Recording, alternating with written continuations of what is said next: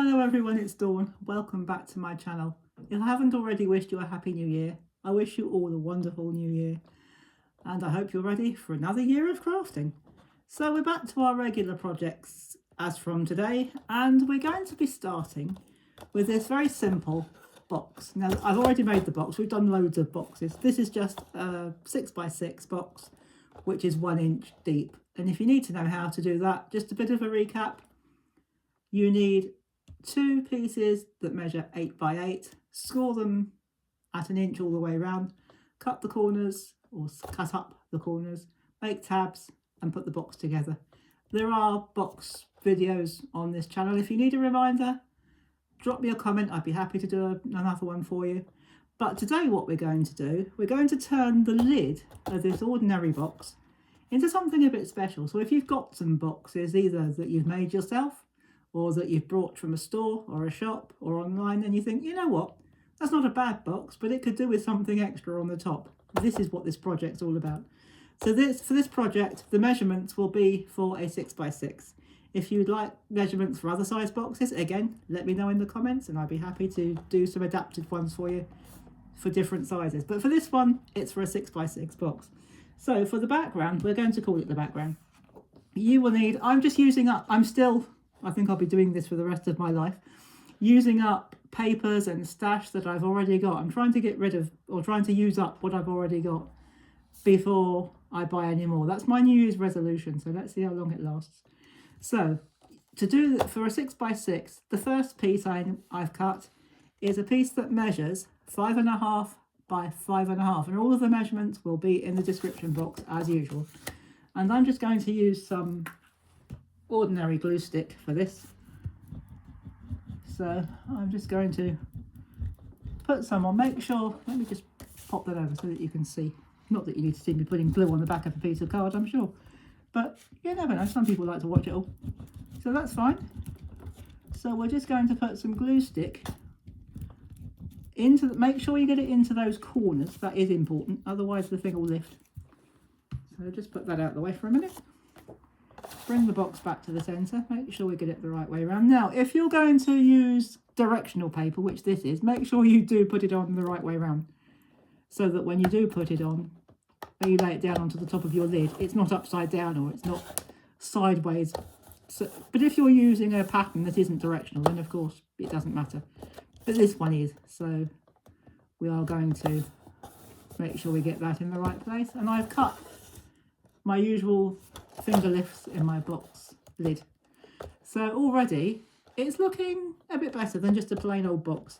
Now we're not going to cover it completely. We're going to put a little decoration, if you like, in this corner here. And for that I have cut, I'm calling it an inset piece, and I've measured it at 5 by 3 inches. And that is going to sit there.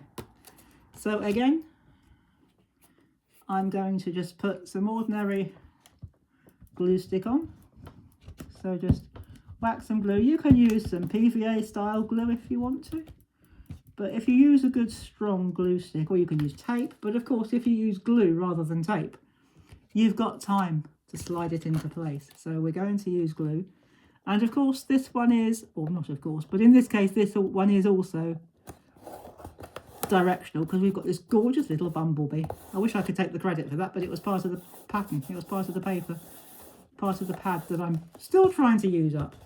So again, we've just taken it to the next level, but we're not finished yet. So what I have decided to do, I've decided to put a frame on this. Now you can put some acetate inside your frame, you can go crazy, you can make it into a shaker frame. I'm not going to take it that far. I'm not using acetate, but what I have done on the back, I have cut down some foam pads, and I have put some foam pads on the back, and this is gold mirror card. And we are just going to, as I say, you can put acetate on. I decided not to this time. I might do another time, but I've decided not to this time. So if we're going to take it up a notch even further, if we decide to go one step further, then we'll make this a shaker. But we're going to just pop that down like that, and you have got a beautiful frame. Now your frame, I know I haven't given you the measurements, I haven't forgotten. Your frame, your outer frame is 5x3, and then into that you cut another frame or another piece that measures 4.5 by 2.5, and again all of that will be in the description below. Now I've just got a few other pieces, and I have still got an embellishment drawer absolutely chock full, and it's from magazines and packs and craft packs I've brought over the years that I just haven't used. I've brought them and thought, oh, that's nice, I'll use them. You know what it's like, guys. You think, oh, I'll use that, and you never do.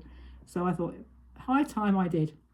So I have got this beautiful little foiled flower here, and on the back I've just got a piece of double-sided tape, and I'll tell you why in just a second why I've done it like that. Because from the same pack I found this gorgeous border of flowers, flower border, which by sheer coincidence is the same measurement, or more or less anyway, of my frame. And to make it to brace it up a little bit, again I have put foam pads on the back. I know they said foam tape, but it's foam pads. If you wanted to take it higher, of course, by all means use foam tape. And I'm going to cover that like that. So we're just going to cover the bottom piece of our gold, this is gold mirror card, our frame. Of course, you don't have to use a frame, and you don't have to use gold or metallic card, you can use, or mirror card. You can use whatever you like. You could even use a plain piece to match, to coordinate with your box. You could use another floral or another decorative. You could use stripes, anything you like. So this is, again, is just using what you've got. And to finish off, you could leave it like that, and that would be a perfectly acceptable box lid, and it's really cute. But just to finish it off, I thought I would add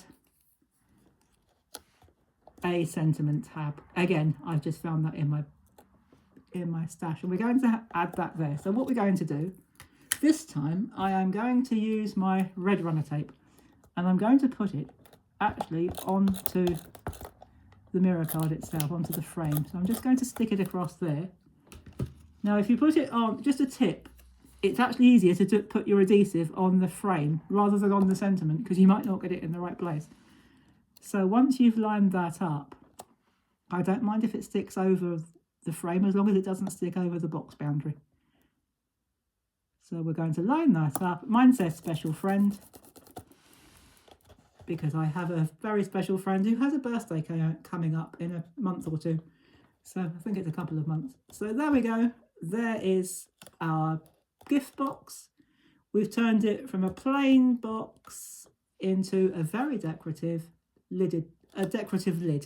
So perhaps that's what we'll call this when it goes up, a decorative lid.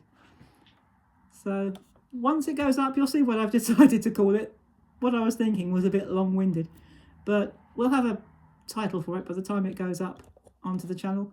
So I hope you've enjoyed this. I hope you have a go yourself. And I will be back on Friday with another crafting project for you. So until then, do take care, everybody. Have fun. And as always, happy crafting. Bye-bye for now.